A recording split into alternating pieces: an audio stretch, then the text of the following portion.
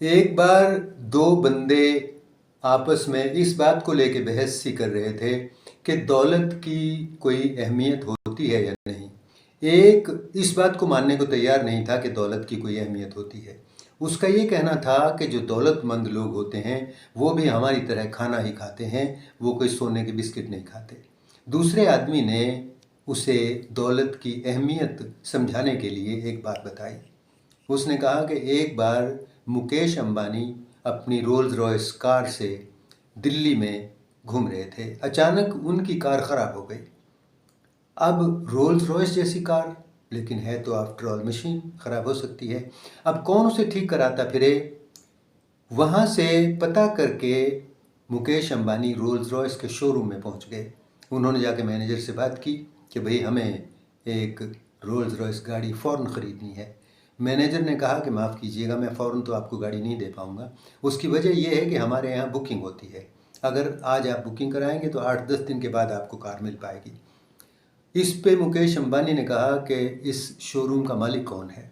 Manager ने कहा जी रामजीलाल मल्होत्रा है उनका नाम, कृपया हमें उनका नंबर दो। नंबर दे दिया गया। मुकेश अंबानी ने उसे फ़ोन मिलाया, मालिक को फ़ोन मिलाया और उसे कहा कि मैं इस वक्त आपके रोल्स रॉयस के शोरूम में बैठा हूँ और आप मुझे ये बताइए कि इसकी आपके शोरूम की कीमत कितनी होगी। उसने कहा जी अब मैं इमीडिएटली कैसे बता पाऊँगा?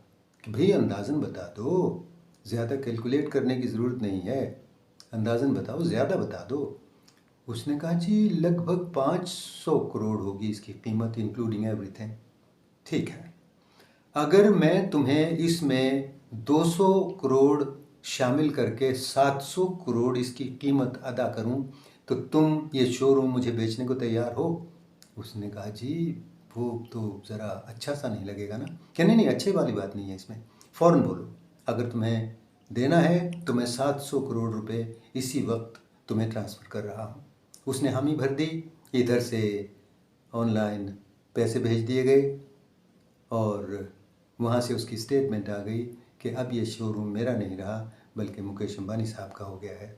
ये सारी बातें मैनेजर भी खड़ा हुआ सुन रहा था। अब मुकेश अंबानी ने कहा कि चलो भाई अब एक कार निकालो हमारे लिए। कार निकल गई, मुकेश अंबानी उसमें बैठ के जहाँ उन्होंने जाना था वहाँ चले गए। तो इस बंदे ने ये बात बता के दौलत की अहमियत साबित कर दी।